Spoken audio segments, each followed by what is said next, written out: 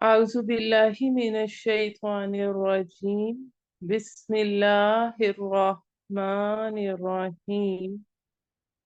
رب اشرح لي صدري ويسر لي أمري واحلل عقدة من لساني يفقه قولي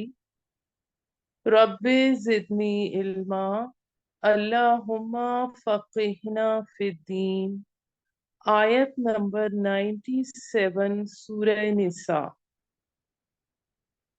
ان الذین بے شک وہ لوگ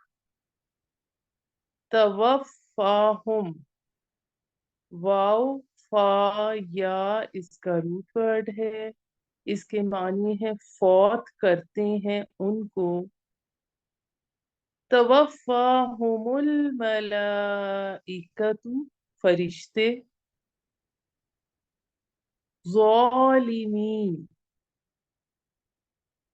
ظلم کرنے والے ہیں، انفسہم اپنی جانوں پر، قالوا وہ کہتے ہیں، فیما اس میں، تم تھے، یعنی تم کس حال میں تھے، قالوا وہ کہتے ہیں، کننا ہم تھے، مستضعفین کمزور۔ اب یہ جو مستضعفین ہے یہ اس کا روٹ ورڈ ہے ضاد عین فا، اور یہ اسم مفعول ہے باب استفعال کا، کہ بے بس کمزور تھے فی الارض زمین میں، قالوا وہ کہتے، انہوں نے کہا، کیا لم نہیں، تکن تھی، ارض زمین، ارض اللہ اللہ کی، واسعتن وسیع، واو سین عین اس کا روٹ ورڈ ہے اور یہ اسم صفت ہے، فتہاجروا پس تم ہجرت کر جاتے، فیہا اس میں، فاولئک پس ایسوں کا، مأواہم ٹھکانہ، الف واو یا اس کا روٹ ورڈ ہے، جہنم دوزخ ہے، وساءت سین واو الف اس کا روٹ ورڈ ہے اور اس کے معنی ہے بہت برا، مسیرا ٹھکانہ، الا مگر، الا المستضعفین مگر جو کمزور ہیں، وہی ضاد عین فا اس کا روٹ ورڈ ہے، من الرجالی مردوں میں سے، والنساء اور عورتوں میں سے، والولدانی اور بچوں میں سے، لا یستطیعون واو عین اس کا روٹ ورڈ ہے اور یہ باب استفعال کا فعل مضارع کا جمع کا صیغہ ہے، جو نہیں استطاعت رکھتے، جو نہیں کر سکتے، ہیلتن کوئی ہیلا یا تدبیر، ولا اور نہ، یہتدون ہدایت پاتے یا جانتے، سبیلا کوئی راستہ، फउलाइका, पस उनके लिए, असल्लाहु, उम्मीद है कि अल्लाह अन याफुआ, के माफ कर दे, अनहुम, उनको, उनके बारे में। वकाना, और है, कान अल्लाहु, अल्लाह, अफूवन,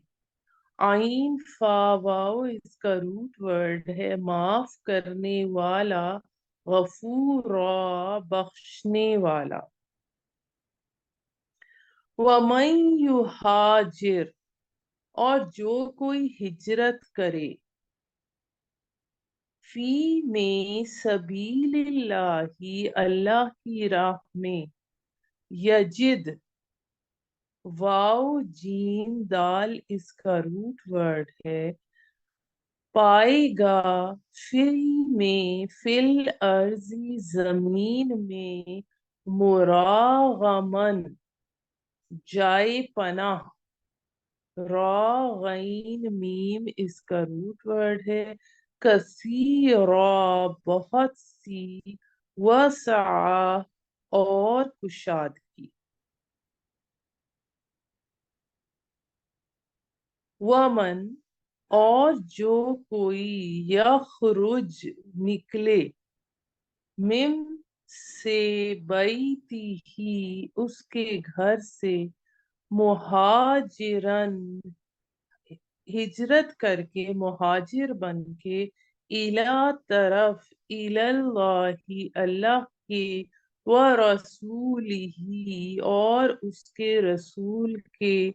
सुम्मा, फिर, युदरिकहू, दाल रा काफ इसका रूट वर्ड है, पा ले उसे,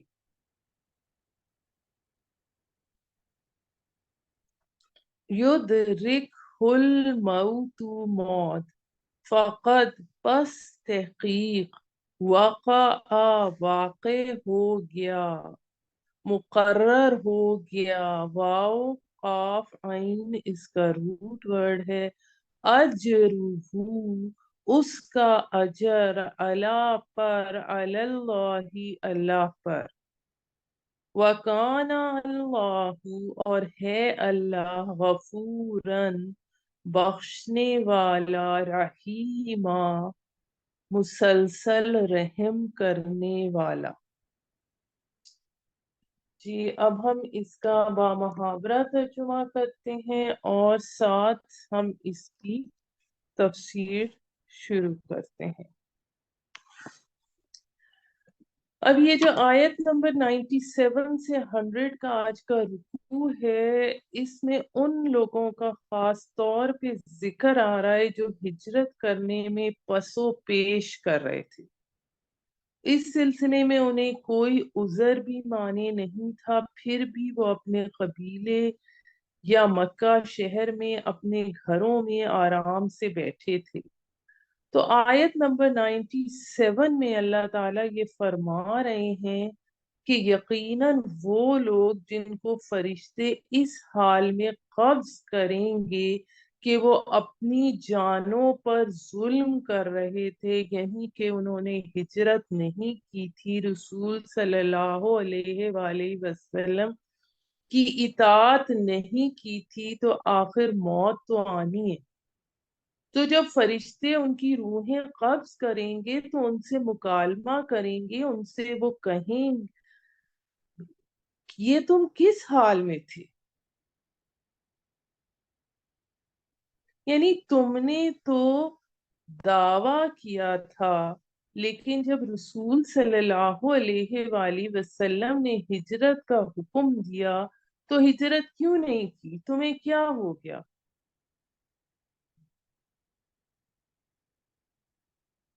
अब इस सूरत में फिर उन लोगों का जवाब ये है कि हम मजबूर और कमजोर बना दिए गए थे इस जमीन में। वो फरिश्ते कहेंगे कि या क्या अल्लाह की जमीन कुशादा नहीं थी कि तुम इसमें हिजरत करते। یہ تو وہ لوگ ہیں جن کا ٹھکانہ جہنم ہے اور بہت ہی بری جگہ ہے ٹھہرنے کی،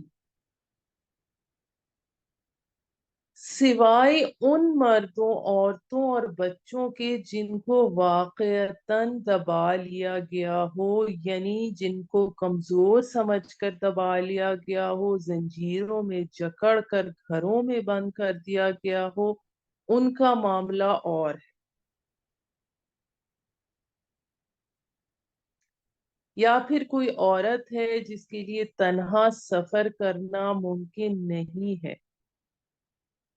یہ نہ تو کوئی وہ تدبیر کر سکتے ہیں اور نہ ہی وہ راستہ جانتے ہیں۔ تو پھر آیت نمبر 99 میں آتا ہے کہ بعید نہیں کہ ایسے لوگوں کو اللہ تعالی معاف فرما دے، اور اللہ بخشنے والا معاف فرمانے والا ہے، یعنی ایسے بے بس اور لاچار مردوں، بچوں اور عورتوں کے لیے اس صورت میں حکم ہوا، یعنی اسی صورت کی جو ہمارے پاس پہلے ہم پڑھ چکے ہیں، آیت نمبر 75 میں حکم ہوا تھا کہ انہیں چھڑانے کے لیے قتال فی سبیل اللہ کرو۔ لیکن جو لوگ ہجرت کے اس واضح حکم کے بعد بھی بغیر عذر کے بیٹھے رہے، تو ان کے بارے میں مسلمانوں کو بتایا گیا کہ وہ منافق ہیں اور ان سے تمہارا کوئی تعلق نہیں، جب تک وہ ہجرت نہ کریں، بلکہ قتال کے معاملے میں وہ بالکل کفار کے برابر ہیں۔ اب یہ تو اس وقت کی ایک صورتحال جو تھی اس کے حوالے سے ایک صورتحال پیش کی گئی کہ وہ فرشتے ان سے کہتے ہیں کہ تم دین کے کیا کیا کام ضرور کرتے تھے، اب ایک اس میں مطلب اس وقت کے حوالے سے بھی ہے اور ایک ہر دور کے حوالے سے کہ تم دین کے کیا کیا کام کرتے تھے، کیا دین کے فرائض تم بجا لاتے تھے، اور لوگ اگر یہ کہتے ہیں کہ جی ہم تو اپنی سرزمین میں مغلوب تھے،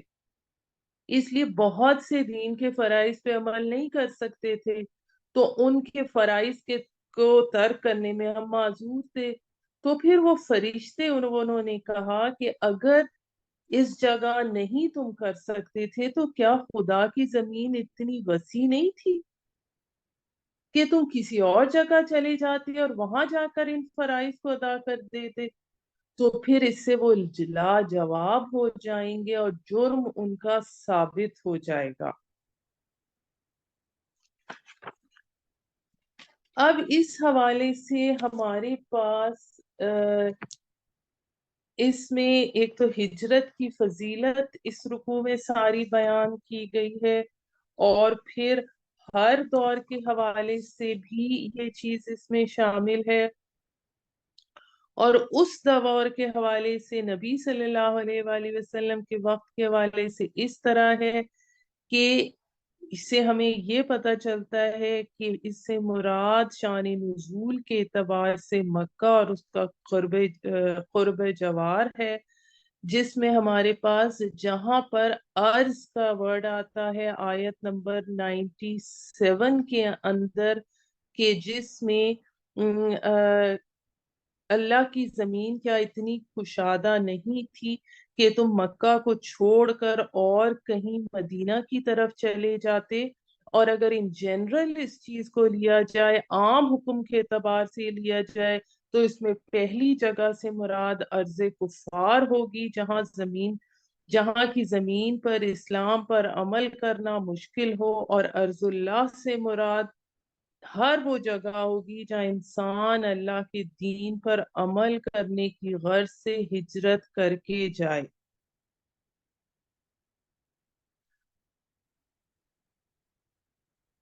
پھر اس سے ہمیں یہ بھی پتہ چلتا ہے کہ ایسے دارالکفر سے ہجرت کرنا فرض ہے جہاں اسلام کی تعلیمات پر عمل کرنا مشکل اور وہاں رہنا کفر اور اہل کفر کی حوصلہ افزائی کا باعث ہو۔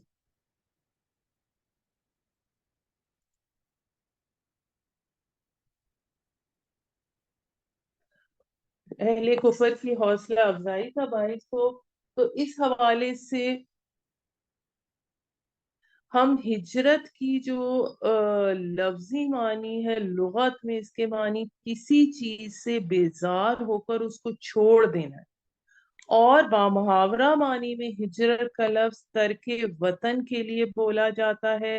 اور شرعی اصطلاح میں دار الکفر چھوڑ کر دار الاسلام میں چلے جانے کو ہجرت کہتے ہیں۔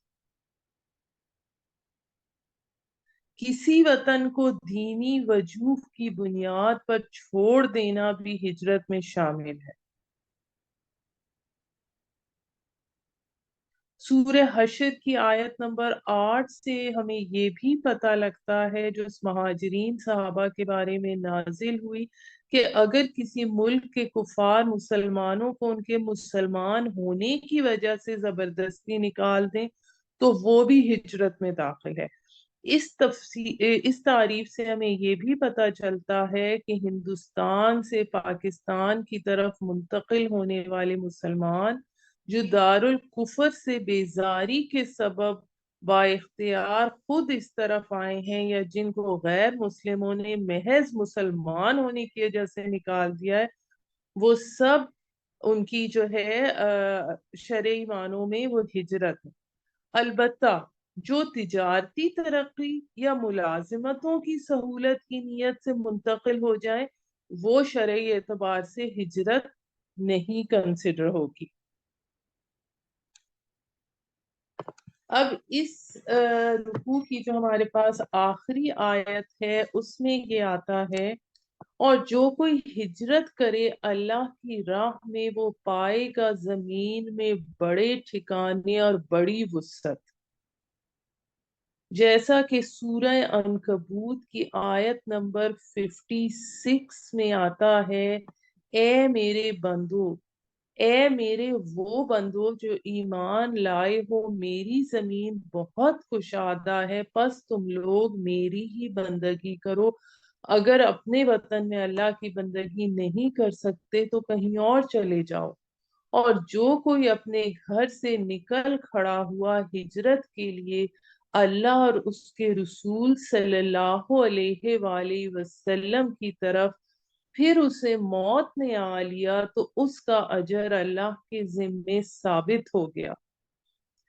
یعنی جس کسی نے بھی ہجرت کی فی سبیل اللہ، دولت کے لیے نہیں، حصول دنیا کے لیے نہیں، بلکہ اللہ اور اس کے رسول صلی اللہ علیہ وآلہ وسلم کی رضا جوئی کے لیے، تو پھر وہی اصل ہجرت ہے۔ اور حدیث میں اس کی وضاحت ہمیں اس حوالے سے ملتی ہے، صحیح بخاری کی حدیث میں آتا ہے کہ اعمال کا دار و مدار نیتوں پر ہے، بلا شبہ ہر انسان کے لیے وہی کچھ ہے جس کی اس نے نیت کی۔ پس جس نے ہجرت کی اللہ اور اس کے رسول صلی اللہ علیہ وآلہ وسلم کی طرف، تو واقعی اس کی ہجرت اللہ اور اس کے رسول کی طرف ہے۔ اور جس نے ہجرت کی دنیا کمانے کے لیے یا کسی عورت سے شادی رچانے کے لیے، تو اس کی ہجرت اسی چیز کی طرف شمار ہوگی جس کا اس نے قصد کیا۔ یعنی جس نے اللہ اور اس کے رسول کی طرف ہجرت کی، خلوص نیت کے ساتھ گھر سے نکل کھڑا ہوا،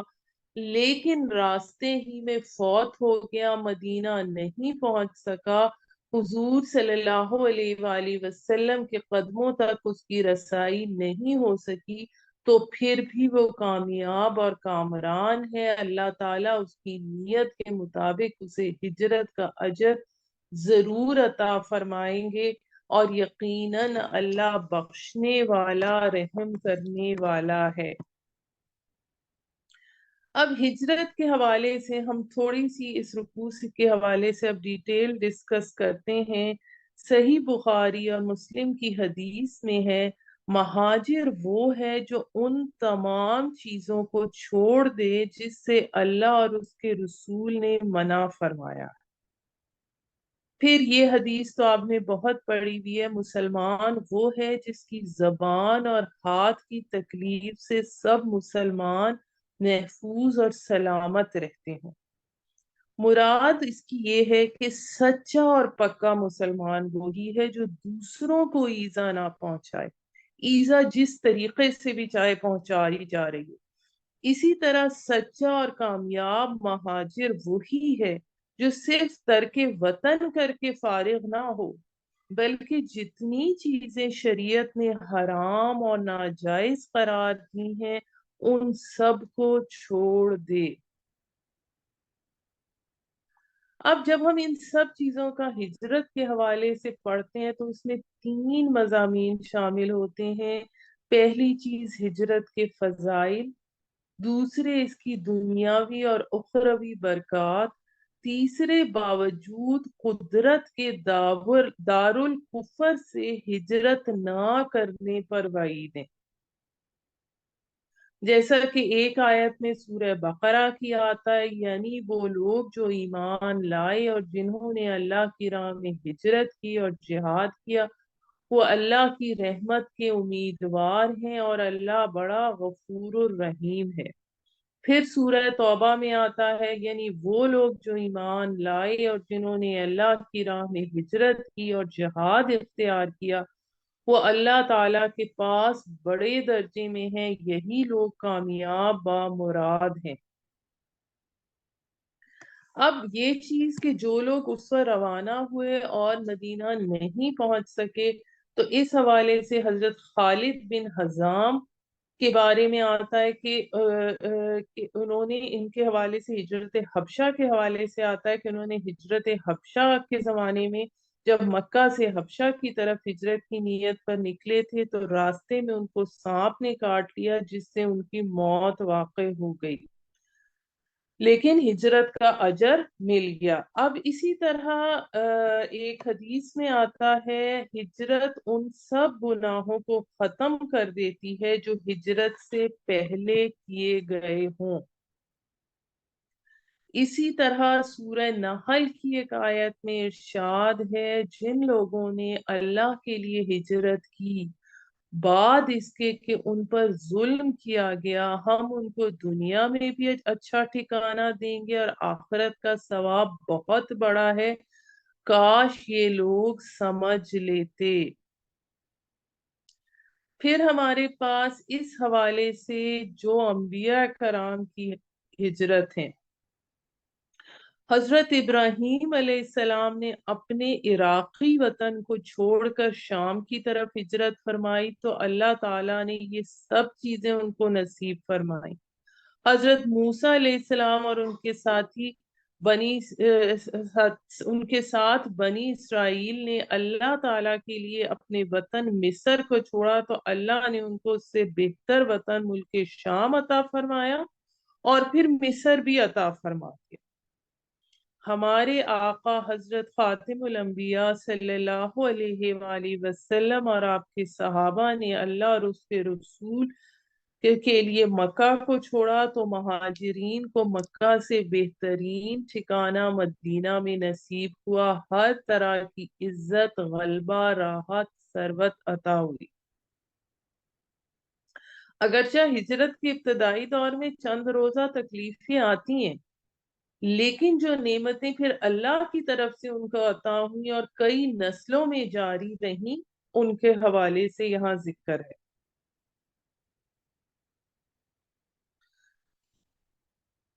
پھر بہت سے صحابہ ایسے تھے جو اپنے وطن مکہ مکرمہ میں مفلس اور نادار تھے، ہجرت کے بعد اللہ تعالیٰ نے ان کو مال و دولت اتنی عطا فرمائی کہ حضرت ابو ہریرہ رضی اللہ تعالیٰ عنہ جب ایک صوبے کے والی بنا دیے گئے تو بڑے لطف سے اپنی سابقہ زندگی کا نقشہ اتارا کرتے تھے اور اپنے نفس کو خطاب کر کے فرمایا کرتے تھے، ابو ہریرہ تو وہی ہے، फलां कबीले का नौकर था, तेरी तनख्वाह सिर्फ पेट भर रोटी थी और तेरी ड्यूटी ये थी कि जब वो लोग सफर में जाएं तो तू पैदल उनके साथ चले, जब वो मंजिल पर उतरे तो उनके लिए जलाने की लकड़ी चुन के लाए। आज इस्लाम की बदौलत तू कहाँ से कहाँ पहुंचा कि तुझको इमाम और अमीरुल मोमिनीन कहा जाता है। तो इससे हमें जो और इस हवाले से कुछ और वाकयात आते हैं उसमें ये बहुत से ऐसे वाकयात भी अहदीस की किताबों में मौजूद हैं कि जिसमें एक वाकया इस तरह से आता है। सही बुखारी की ये हदीस 3470 है, जिसमें ये आता है कि गुज़िश्ता उम्मतों में से 100 अफराद के जो कातिल था उसका वाकया आता है तो के तौबा के लिए नेकों की एक बस्ती में जा रहा था, तो रास्ते में उसे मौत आ गई। अल्लाह ताला ने नेकों की बस्ती को बनिस्बत दूसरी बस्ती के करीब कर दिया, जिसकी वजह से उसे मलाइका रहमत अपने साथ ले गए। यानी एक तो उसकी तौबा की कबूलियत और फिर उसकी हिजरत।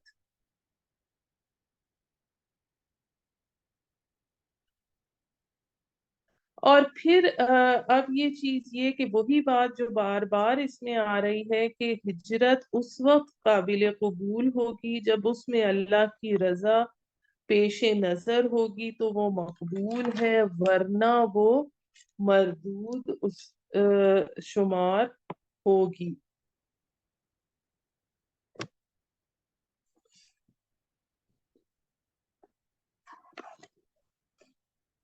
अब यहाँ पर इसके बाद जो हमारे पास इसमें एक और इम्पोर्टेंट पॉइंट आता है वो इस तरह से आता है कि यहाँ ये बात समझ लेनी चाहिए कि जो शख्स अल्लाह के दीन पर ईमान लाया हो उसके लिए निजाम कुफर के तहत जिंदगी बसर करना सिर्फ दो सूरतों में जायज हो सकता है। एक ये कि वो इस्लाम को इस सरजमीन में गालिब करने और निजाम कुफर को निजाम इस्लाम में तब्दील करने की जिद्दोजहद करता रहे, जैसे अम्बिया अलैहिस्सलाम और उनके पैरू करते थे। दूसरे ये कि वो दर हकीकत वहां से निकलने की कोई राह ना पाता हो, सख्त नफरत बेजारी के साथ वहां मजबूरन कयाम रखता हो। इन दोनों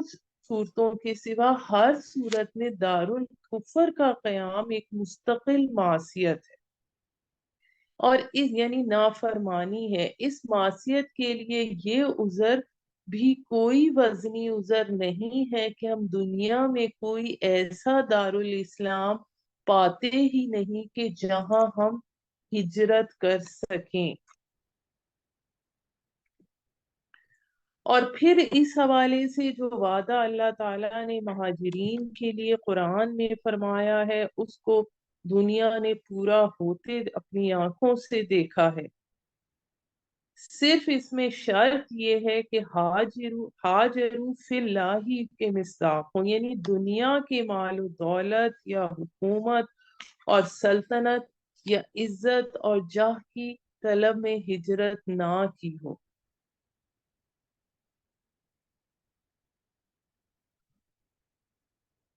तो फिर उसके लिए अल्लाह ताला रिस्क में भी कुशादगी देगा और वुसअत भी अता फरमाएगा। अब उस वक्त के हवाले से ये बात भी मैं वाजे करती चलूं कि उस वक्त मक्का से जो मदीना हिजरत थी वो उस वक्त तक फर्ज थी, जो उस वक्त अहले अरब की सूरत हाल थी कि अरब का बेशतर हिस्सा दारुल कुफर और दारुल हर्ब था। सिर्फ मदीना और अतराफ मदीना में इस्लामी अहकाम जारी हो रहे थे, तो मुसलमानों को हुक्म था कि वो हर तरफ से सिमट कर दारुल दारुल इस्लाम में आ जाए। जब फतेह मक्का के बाद अरब में कुफर का जोर टूट गया और करीब करीब पूरा मुल्क इस्लाम के जेरे पूरा علاقہ اسلام کے زیر نہیں آ گیا تو نبی کریم صلی اللہ علیہ وآلہ وسلم نے اس کے بعد مکہ سے مدینہ ہجرت کی ضرورت باقی نہیں رہی، یہ فرما دیا۔